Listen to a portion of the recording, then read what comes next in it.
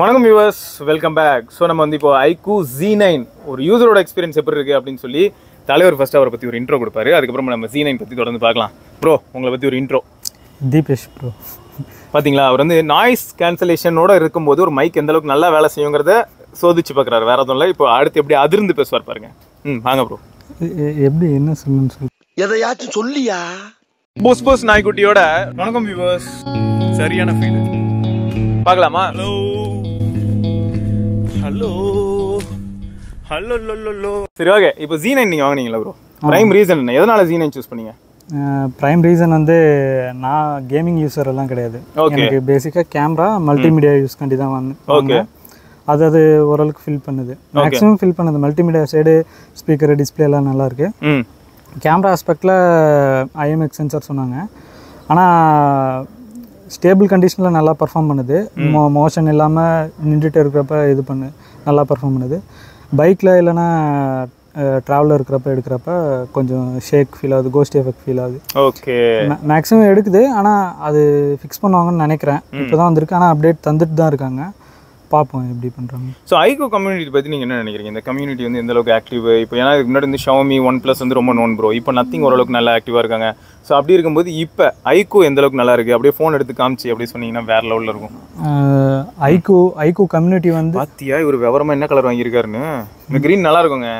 நார்மலாக கருப்பா ப்ளூவானே தெரியாத மாதிரி ஒரு கலர் ஒன்று வச்சுருக்காங்க. கேட்டால் கிராஃபீன் ப்ளூ அப்படின்னு சொல்லி ஒரே மாதிரி தெரியுறாங்க. இது சூப்பர் கலர். சொல்லுங்கள் ப்ரோ, iQOO கம்யூனிட்டி எப்படி இருக்குது? கம்யூனிட்டி ஆக்சுவலாக நான் ரீசெண்டாக தான் கம்யூனிட்டி லாகின் பண்ணேன். ஓகே. ஃபஸ்ட்டு எம்ஐ கம்யூனிட்டி இருந்த மாதிரி இருக்குது. ஆக்சுவலாக நான் நத்திங்கும் இதுவும் தான் கம்பேர் பண்ணேன். ஒரு 3K கிட்ட டிஃப்ரென்ஸ் வந்துச்சு. அதுவும் பிளாஸ்டிக் பில் தான், இதுவும் பிளாஸ்டிக் பில் தான். டிசைன் சொல்கிறாங்க, டிசைன் சப்ஜெக்டிவ் தான். அது எப்போவுமே நம்ம பின்னாடியே திருப்பி யூஸ் பண்ணுறோம். டிஸ்பிளே தான் மேஜராக யூஸ் பண்ணுறது. இதில் டிஸ்பிளே பார்த்தா நல்லாயிருக்கு. பிளாஸ்டிக் பில்டு பெருசாக தெரியல. அப்படி ஸ்க்ராச்சஸ் சொல்லுவோம் அப்படின்றது மாதிரி இருந்தால் முன்னாடியே ஒரு கவரு இல்லைனா அதுக்கு ஸ்டிக்கர் மாதிரி இருக்குது, அதை மாதிரி இதை வாங்கி ஒட்டிக்கிட்டால் ஸ்க்ராச்சஸ் கொஞ்சம் நம்ம அவாய்ட் பண்ணலாம்.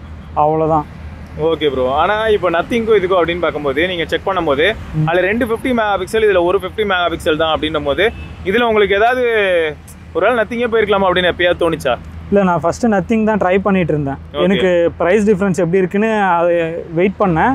ஆனால் எனக்கு அந்த ஒரு அல்ட்ரா வைடு 50 மெகா பிக்சல், அதுக்கப்புறம் அந்த கிளிஃப் இன்டர்பேஸ்க்காண்டி அவ்வளோ காசு செலவு பண்ணுமான்னு எனக்கு தெரியல. அது இதுலேயும் 7200 தான் இருக்குது, அதில் 7200 ப்ரோன்னு சொல்கிறாங்க. ஆனால் எனக்கு விவோ சாஃப்ட்வேர் எக்ஸ்பீரியன்ஸ் கொஞ்சம் இதுக்கு முன்னாடி யூஸ் பண்ணியிருக்கேன். அது கொஞ்சம் நீட்டாக ப்ளைனாக இருக்கும், கஸ்டமைசேஷன் ஆப்ஷன் பெருசாக இருக்காது. இருந்தாலும் எனக்கு இது ஒரு கேமரா மோர் தென் எனஃப். எனக்கு அவ்வளோ யூஸ் கேஸ் கிடையாது. அல்ட்ரா வைடு எடுக்கிற அளவுக்குலாம் யூஸ் கேஸ் கிடையாது.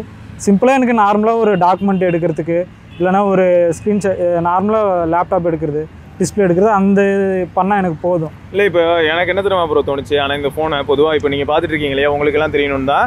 இதை எடுத்துகிட்டு வரும்போது நேரில் நாங்கள் மீட் பண்ணும்போது எவ்வளோ இருந்தது அப்படின்னு பார்த்தீங்கன்னா 95. இதில் சார்ஜ் வந்து 95 இருந்தது. இப்போ வந்து பார்த்தீங்கன்னா அது நாங்கள் மீட் பண்ணும்போதுனா 4 மணி இருக்குமா ப்ரோ? 3:30 to 4 மணிங்க நாங்கள் மீட் பண்ணும்போது. இப்போ மணி வந்து 5:45. சரியா, 1.25 மணி நேரம் ஆயிருக்கு. இந்த 1.25 மணி நேரத்தில் அங்கே வந்து நாங்கள் வீடியோ எடுத்துகிட்டு இருக்கும்போது தலைவர் வந்து அமைதியாக உட்காந்துருந்தாப்புலன்றனால ஃபோன் நோண்டிகிட்டு இருந்தார். ஸோ அப்போது ஒரு 30-35 மினிட்ஸில் வந்து ஒரு 5% குறைஞ்சிது. அதுக்கப்புறம் நாங்கள் வீடியோ ரெக்கார்ட் பண்ண ஆரம்பித்தோம். அப்போ தான் அங்கே பாட்டு பாட ஆரம்பிச்சிட்டாங்க அந்த மலையாடி வாரத்தில். ஸோ நமக்கு தான் தெரியுமே, சரி கமா கார்வான், உங்கள் மனசுக்கு பிடிக்காத ஏதோ ஒரு பாட்டு பிடிச்சா முடிச்சு விட்ருவாங்க. அந்த பாயா இருக்கணும்டா. ஸோ அதனால் அங்கேருந்து நாங்கள் கிளம்பி வந்தோம். அப்போ வந்து நான் பார்த்தேன் எவ்வளோ இருந்ததுன்னு பார்த்தீங்கன்னா 90 பக்கத்தில் இருந்தது, 5% குறைஞ்சி. இப்போ வரைக்கும் பார்த்தீங்கன்னா 7% குறைஞ்சிருக்கு. கிட்டத்தட்ட பேட்டரி லைஃப் அப்படின்னு எடுக்கும்போது ஸ்டாண்ட் பை ஆஸ்பெக்டில் டேட்டா ஆல்ரெடி ஆனில் இருக்குது, ஜிபிஎஸ் ஆனில் இருக்குது, மேப் போட்டு வந்தேன். இது என்ன நெட்வொர்க் ப்ரோ? ஜியோவா? ஜியோ. ஓகே, ஜியோ 4Gன்னு பேர் வருது, ஆனால் 5Gயில் கனெக்ட் ஆகிருக்கு. ஸோ நெட்வொர்க் ரிசப்ஷன் எப்படி ப்ரோ இருக்குது? ஏன்னா 7200 டெமென்சிட்டி உங்களுக்கு எப்படி இருக்குது? இன்டோர்ஸில் எப்படி இருக்குது? இல்லை, எனக்கு இதுக்கு முன்னாடி பழைய ஃபோன் ஜியோ ஃபோன்லாம் கரெக்டாக ப்ராப்பராக கனெக்ட் ஆகாது. அது வந்து Poco M5. Poco M5. Poco M2வா? M5யா? ஓகே. எனக்கு அதுலேயும் ஜியோ ரிலேட்டட் தான் இஷ்யூ இருந்துச்சு. இதுலேயும் போடுறப்போ 2-3 கால் இஷ்யூஸ் இருக்குது. மீடியாடெக் ப்ராசஸர்ன்றதுனால தெரியல, அதுவும் மீடியாடெக் ப்ராசஸர் தான், மீடியாடெக் 990. மீடியாடெக் மாடம் இஷ்யூ என்னன்னு தெரியல, ஆனால் கால் லைட்டாக இஷ்யூ இருக்குது. ஒரு 30 கால்ஸ் இருந்தால் அதில் 1-2 ட்ராப் ஆகும். ஓகே. ஒரு சில நேரத்தில் ஆப்போனண்ட்டும் ஆப்போசிட்டில் இருந்து பேசுகிறவங்களும் இந்த கனெக்ட் ஆகல, நாட் ரீச்சபிள் இருந்துச்சு அப்படின்ற மாதிரி சொல்கிறாங்க. ஏடா இந்த நெட்வொர்க் கிடைக்கல போல் இருக்கு. ஆமாம் எங்களுக்கும் கிடைக்கல. பட்ஜெட் ஆஸ்பெக்டில் பார்க்கும்போது ஓகே, பட் இருந்தாலும் மீடியாடெக் அப்படிங்கிற ஒரு விஷயம் வந்து இந்த இடத்துல ப்ளே ஆகுது அப்படிங்கிறத சொன்னதுக்கு மற்றவங்களுக்கு யூஸ்ஃபுல்லாக இருக்கும். அவங்க யோசிச்சு பார்ப்பாங்க இல்லையா? கண்டிப்பாக. ஓகே. ஸோ இப்போ கால்ஸ் அதிகமாக பேசுங்கன்னா இது ஸ்னாப் ட்ராகன் போகிறது தான் நல்லது. ஆக்சுவலாக கண்டிப்பாக ஒரு 3 நாளைக்கு ஒரு முறையாவது ட்ராப் கண்டிப்பாக பார்க்குறோம். ஓகே. இப்போ இது டிஸ்பிளே எப்படி ப்ரோ இருக்கு உங்களுக்கு? டிஸ்பிளே நல்லா இருக்கு ப்ரோ, எனக்கு ரொம்ப பிடிச்சிச்சு. எனக்கு பஞ்சி கலர்ஸ் அந்த மாதிரி இருந்தால் பிடிக்கும். ரியல்மி இதுக்கு முன்னாடி இந்த ஃபீல் தந்துச்சு, ரியல்மி XT. ஓ, XT வச்சிருந்தீங்களா? XT வச்சுட்டு இருந்தேன். அது நல்ல ஃபோன் ஆச்சே ப்ரோ. ஆமாம், XT வச்சுட்டு இருந்தேன். அது OLED டிஸ்பிளேக்காண்டி தான் அதுக்கப்புறம் விவோவில் Z1X போனேன். ஓகே. ஆனால் அந்த ரியல்மி XTயில் அந்த ஃபீல் தரல. அதுவும் ஆமாம், கண்டிப்பாக அதுவும் தரல. அதுக்கடுத்து எனக்கு பிடிச்சது வந்து இதுதான் ப்ரோ. LCD மாறினாலும் Z1X இருக்குல்ல ப்ரோ, Z1Xல பேட்டரி லைஃபும் கேமராவும் நல்லா இருந்திருக்குமே கொஞ்சம். கேமராவும் சூப்பராக இருக்கும், பேட்டரி நல்லா இருக்கும். விவோவில் விட்ட அந்த செக்மெண்ட்டில் நல்ல ஃபோன் அது Z1X.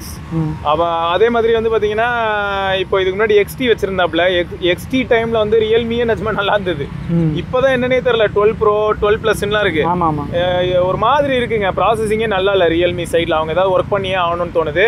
ஆனால் ஓகே, அப்போ திரும்ப வந்து நீங்கள் Z1Xலேருந்து இப்போ இதுக்கு வரும்போது கிட்டத்தட்ட எப்படி இருந்திருக்கோன்னா மாடர்ன் டே அதே ஃபன் டச். கண்டிப்பாக. Okay okay. மாடர்ன் பெருசாக எனக்கு UI சேஞ்சஸ் பெருசாக தெரியல, ரொம்ப சின்ன பண்ணியிருக்காங்க. அந்த ஸ்க்ரீன் வேக் பண்ணுறப்ப அந்த பூ பிளாசம் ஆகுறது, அந்த மாதிரி ரொம்ப சின்னசாக பண்ணியிருக்காங்க. பட்டு இன்னும் ரெட்மி அளவுக்கு வரணும்னா கொஞ்சம் MIUI கொஞ்சம் கஸ்டமைசேஷன்ல கொஞ்சம் நல்லா இருக்கீங்க போல. HyperOS விவோவோட டிஃபரண்ட் பண்ணி காட்டணும்னா iQOO கூட UI ல நல்லா வர்க் பண்ணலாம். UI UX ல ஃபர்ஸ்ட் iQOO 3 ல வந்து பாத்தீங்கன்னா iQOO UI ன்னு இருந்தது ப்ரோ. iQOO 3 க்கு அப்புறம் அந்த ஃபோன் எல்லாத்துலயும் Fun Touch OS ன்னு வந்துருச்சு. சோ அதனால இல்ல. ஓகே, இப்போ கேமரா உங்களுக்கு எந்த அளவுக்கு ஓகே ப்ரோ? நம்ம ஆல்ரெடி வந்து கேமரா நீங்க வாங்கிட்டீங்க, பட் இந்த 50 மெகாபிக்சல் சென்சார் எப்படி இருக்கு உங்களுக்கு யூஸ் பண்ணும்போது? எந்த அளவுக்கு நல்லா இருக்கு? ரொம்ப நல்லா இருக்கு. ரொம்ப நல்லா இருக்கு மீன்ஸ் சர்டைன் கேசஸ்ல தான் ஸ்டேபிளாக இருக்குது. நம்ம நின்றுட்டு ஃபோட்டோ எடுக்கிறோம், எல்லாம் ஸ்டேபிளான இருக்கிற இடத்துலேருந்து ஃபோட்டோ எடுக்கிறோன்னா நல்லா ஒர்க் பண்ணுது. OIS-ம் சரி, கேமரா லென்ஸும் சரி. ஆனால் மூவிங்கில் இருக்கிறப்ப, பைக்கில் போயிட்டுருக்கப்ப இல்லைனா பஸ்ஸில் இதை போயிட்டுருக்கப்ப எடுத்தோம்னா ஷேக் ஃபீல் ஆகுது, இல்லைனா கோஸ்ட் எஃபெக்ட் ஃபீல் ஆகுது. இப்போ ஃபோக்கஸ் இருக்கிற இடம் கரெக்டாக அந்த கலரெல்லாம் கரெக்டாக எடுத்துகிட்டு வந்துடுது. ஃபோக்கஸ் இல்லாமல் கீழே இருக்கிற இடம், அந்த இடம்லாம் கொஞ்சம் கோஸ்ட் எஃபெக்ட் இருக்குது. ஓகே. மற்றபடி கேமரா ஒரே லென்ஸு நீட்டாக பர்ஃபார்ம் பண்ணுது. பெரிய ரெகுலராக நாங்கள் ஃபோட்டோ எடுப்போம், ஃபோட்டோ தான் ப்ரைமாக வச்சுட்ருக்கோம்னா கொஞ்சம் கஷ்டம். மற்றபடி நார்மல் யூசேஜுக்கு கரெக்டாக இருக்குது. ஸோ ஒரு கேஷுவல் யூஸரு, பேட்டரி லைஃப் நல்லா இருக்கணும். உங்களுக்கு மல்டிமீடியா ஆஸ்பெக்டில் ரொம்ப நல்லா இருக்குது. டிஸ்பிளே வந்து ப்ரோ மோடுன்னு ஒன்று விட்டுருக்காங்க, அது ரொம்ப பஞ்சாக இருக்குது, ரொம்ப நல்லா டிஃப்ரென்ஸ் தெரியுது கன்செப்ஷனுக்கு. இப்போ 4K வீடியோ அதெல்லாம் ரன் பண்ணி பார்த்தா நல்லாவே இதாக இருந்துச்சு. அப்டேட் விடுறதுக்கு முன்னாடி கொஞ்சம் ஃபீல் ஆச்சு, ஃப்ரேம் ட்ராப் ஆச்சு. அதுக்கடுத்து அப்டேட்டுக்கு அடுத்து நல்லா தான் இருந்துச்சு. Super bro. இப்போ பேட்டரி லைஃப் எப்படி இருக்குது? பேட்டரி லைஃப் ஒன் டே கம்ப்ளீட்டாக கரெக்டாக இருக்குது. ஒன் டே யூசேஜ் கரெக்டாக இருக்குது. சரி, இப்போ காலையில் நீங்கள் எத்தனை மணிக்கு யூஸ் பண்ண ஆரம்பிங்க? இப்போ நான் காலைல பெருசாக யூசேஜ் இருக்காது. காலைல பாட்டு கேட்பேன், அவ்வளோதான். பாட்டு கேட்பேன். அதுக்கடுத்து ஈவினிங்கில் தான் யூஸ் பண்ணிருக்கேன். இப்போ ஃபோன் புதுசாக வாங்கினதுனால கேமிங் பர்சன் கிடையாது நான். ஃப்ரெண்ட்ஸு எல்லாம் கேம் இன்ஸ்டால் பண்ணி யூஸ் பண்ணோம், iGraphics வச்சு யூஸ் பண்ணோம். யூஸ் பண்ணுறப்ப ஹீட்டிங் கூட பெருசாக ஃபீல் ஆகலை. சார்ஜ் போடுறப்ப போது ஹீட் ஃபீல் ஆகுது. பேட்டரி ட்ரெயின் நார்மலாக இருக்குது. ரொம்ப நல்லா இருக்குன்னு சொல்ல முடியாது, ஓகே குட்னு சொல்லலாம். ரொம்ப நல்லா இருக்கு தெரியுமா அப்படின்னு சொல்ற அளவுக்கு இப்போ எந்த ஃபோனும் சீரியஸாவே நல்லா பெர்ஃபார்ம் பண்ண மோஸ்டா 6000 mAh 7000 mAh தான் இன்னைக்கு டேட்டுக்கு நல்லா இருக்கும் போல. போற பக்கம் பார்த்தா முடிஞ்சா வீட்டில் இருக்கிற இன்வெர்டர் பேட்டரி மாதிரி எதாவது முதுகுல மாட்டிட்டு கிளம்பணும் போல. அந்த மாதிரி தான் ஃபிளாக்ஷிப்ஸும் வேலை செஞ்சுக்கிட்டு இருக்கு. அதனால மேக்ஸிமம் 1080p வீடியோ எடுக்கலாங்க, அதான் எடுத்துகிட்டு இருக்கேன். ஸோ iQOO Z9 ஆக்சுவலாக வந்து ஈவெண்ட்டில் நம்ம பார்த்ததுக்கும் ரியல் வேர்ல்டில் வந்து ஒரு யூசர்கிட்ட அவங்களோட எக்ஸ்பீரியன்ஸ் கேட்கும்போது சீரியஸாக பார்க்க போனால் கேமரா நல்லாவே பெர்ஃபார்ம் பண்ணிச்சுங்க. அதுவும் போர்ட்ரைட் அப்படின்னு வரும்போது ரொம்பவே ஈஸியாக பெர்ஃபார்ம் பண்ணிச்சு. அதுக்கு ரீசன் மேபி விவோட அல்காரிதம் தானே. என்னதான் iQOO இருந்தாலும் iQOO as well as Vivo ரெண்டும் சேம் தானே. ரியர் கேமராவில் மேக்ஸிமம் நம்ம 4K 30 fps வரைக்கும் எடுக்கலாம். அப்படி இல்லைனா 1080p 60 fpsக்கு நீங்கள் புஷ் பண்ணலாம். ஸோ இது எப்படி இருக்குது? ஓஏஎஸ் ப்ளஸ் ஏஎஸ் எனக்கு தெரிஞ்சு ஓஎஸ் ஏஎஸில் வந்து கொஞ்சம் பஞ்சாயத்து இருக்கிற மாதிரி ஃபீல் ஆகுது. ஏன்னா நம்ம பார்க்கக்கூடிய அதாவது 2 பேர் நின்றுட்டு இருக்காங்கல்ல, அவங்க வந்து நான் ஸ்டாட்டிக்காக இருக்கிற சமயங்களில் க்ளீனாக இருக்காங்க. பட் நான் மூவ் பண்ணும்போது மேபி லைட்டாக ஒரு ஜிட்டர் ஃபீல் ஆகிற மாதிரி இருக்குது. மற்றபடி நல்லாயிருக்கு. அவன் பார்த்தீங்களா என்ன பண்ணுறான்னு தெரியுதா, கிணத்துல தண்ணி இறச்சி ஊற்றிக்கிட்டு இருக்கான். போன சாம்பிளில் வந்து சூப்பர் ஸ்டடி மோட் எனேபிள்டாக இருந்தது. இப்போ வந்து அந்த ஸ்டெபிலைசேஷன் டிசேபிள் பண்ணியிருக்கேன். ஆனால் இப்பயும் 4K 30, அப்பயும் 4K 30 தான். அங்கே ஸ்கை சூப்பராக இருக்குல்ல. மேபி 1080pயில் எப்படி இருக்குன்னு பார்க்கலாம். இப்போ 1080p 30 fpsல எடுத்துகிட்டு இருக்கேன். இப்பயும் நான் வந்து சூப்பர் ஸ்டடி மோடில் எதுவுமே எனேபிள் பண்ணல. ஸோ இதை தொடர்ந்து நம்ம சூப்பர் ஸ்டடி மோட் எனேபிள் பண்ணலாம். இப்போ நான் ஸ்டடி மோட் அதாவது சூப்பர் ஸ்டடி மோட் எனேபிள் பண்ணியிருக்கேன். ஸோ இப்போ எப்படி இருக்குது, ஆனால் எனக்கு வந்து இங்கே நார்மலாக டிஸ்பிளேல அந்த வியூ ஃபைண்டர்லேயே வந்து நல்ல டிஃப்ரென்ஸ் பார்க்க முடியுது. இப்போ ஸ்டேபிளாக இருக்கிற மாதிரி ஃபீல் ஆகுது. அப்படியே கொஞ்சம் தூரம் நான் அப்படியே அந்த டிஸ்பிளே பார்த்து நடந்துக்கிட்டு இருந்தேன்னு வைங்க. 20,000 ரூபாய்க்கு மொத்தம் ஒரு ஃபோனுங்க. ஓரளவுக்கு கேமிங் செக்மெண்ட் அப்படின்ற மாதிரி சொல்லிக்கிறாங்க. ஏன்னா இப்போ இந்த Sound 200 அப்படி தான் எல்லாருமே ப்ரொமோட் பண்ணிக்கிட்டு இருக்காங்க. அப்படி இருக்கும்போது இந்த iQOO Z9ஓட ப்ரோஸ் அண்ட் கான்ஸ் அப்படின்னா நீங்கள் என்ன ப்ரோ சொல்வீங்க? ப்ரோஸ் வந்து மீடியா கன்சப்ஷன் நல்லா இருக்கு ப்ரோ. டிஸ்பிளே ஆக்சுவலாக பஞ்சியாக யூஸ் பண்ண பிடிக்கும்னா நார்மலாக காட்டுற கலர் காட்ட மாட்டேது, கொஞ்சம் பூஸ்ட் பண்ணி காட்டுது. அது நல்லாயிருக்கு, எனக்கு பிடிச்சிருக்கு பர்சனலாக. ஸ்பீக்கர்ஸும் டியூவல் ஸ்பீக்கரு நல்லா இருக்குது. சவுண்டு அதிகமாகவே இருக்குது. அந்த 200% வால்யூம் 150 200% வால்யூம் பூஸ்ட் ஆகும். அதுவும் நல்லா இருக்குது. ஸ்பீக்கரை நம்ம தனியாக ப்ளூடூத் ஸ்பீக்கரில் கனெக்ட் பண்ணவும் தேவையில்லை, ஃபோன்லேயே போட்டுட்டு யூஸ் பண்ணிக்கலாம். மற்றபடி கான்ஸ் வந்து பார்த்தோன்னா கிளாஸ் எனக்கு 3.5mm ஜாக் இல்லை. நான் பாட்டு அதிகமாக கேட்பேன், ஜாக்கில் அது எனக்கு பெரிய இஷ்யூவாக இருக்குது. ஸோ வயர்டு ஹெட்ஃபோன்ஸ் நீங்கள் யூஸ் பண்ணுறா? வயர்டு ஹெட்ஃபோன் யூஸ் பண்ணுற ஆள் ப்ரெஃபர் பண்ணுறது அதுதான் ப்ரெஃபர் பண்ணுவேன். உங்களுக்கு Realme XT யூஸ் பண்ணும்போது Z1 X யூஸ் பண்ணும்போதெல்லாம் நிம்மதியாக இருந்திருப்பீங்க. ஆமாம் கண்டிப்பாக. இப்போ என்னன்னா அந்த பார்ட்டே காணுமையா, 20,000 ரூபாய்க்கு ஃபோன் வாங்கினா கூட இப்போ காணுமையா அப்படி இருக்கு. ஆமாம் கண்டிப்பாக. வேற என்ன ப்ரோ கான்? சாஃப்ட்வேர் சைடில் சொல்ல முடியாது. சாஃப்ட்வேர் சைடில் நீங்கள் அதிகமாக கஸ்டமைசேஷன் பண்ணி யூஸ் பண்ணுவீங்கன்னா அதுக்கு இது ப்ரெஃபரபிள் இல்லைன்னு சொல்லுவேன். நார்மலாக ஸ்டாக்கிஷாக இருக்குது, ப்ளோட்டோர் அதிகமாக இருக்குது, அன்இன்ஸ்டால் பண்ணிக்கலாம். இருந்தாலும் சாஃப்ட்வேர் சைடில் வந்து இன்னும் கொஞ்சம் இவங்க நல்லா பண்ணலாம். ஸ்பேஸ் இருக்குது, ஆனால் எக்ஸ்ப்ளோர் இவர் சொன்ன மாதிரி முன்னே iQOO 3ல் ஒர்க் பண்ணியிருக்காங்க, அதே மாதிரி எடுத்துகிட்டு வந்தால் கூட நல்லாயிருக்கும்.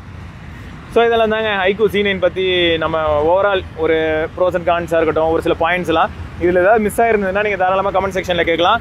அடுத்து எப்படியும் நாங்கள் ஒரு மாதம் கழிச்சு திரும்பி தீபேஷ் ப்ரோவோட சந்திப்போம்.